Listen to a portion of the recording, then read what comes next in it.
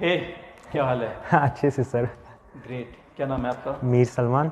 मीर सलमान। जी। Awesome यार, सलमान मीर सलमान। किस school में हैं आप? Delhi public school. Delhi public school.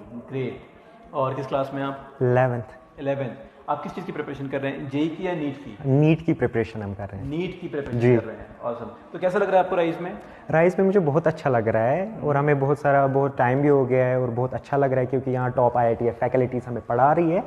सो उसी वजह से मुझे अच्छा लगा राइस, और इसमें हमारे डाउट क्लियरेंस भी होते हैं। हमें जो कुछ चीज़ समझ नहीं आती तो जो हमारी हॉलीडे डेज होते हैं तो उनके अंदर जो है वो हमारे सारे डाउट्स भी क्लियर कर लेते हैं। तो दैट्स वाई मुझे राइस बहुत अच्छा लगा।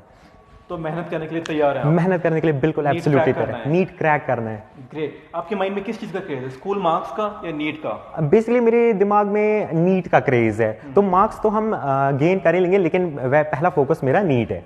ऑसम यार, आई एम रियली इम्प्रेस्ड।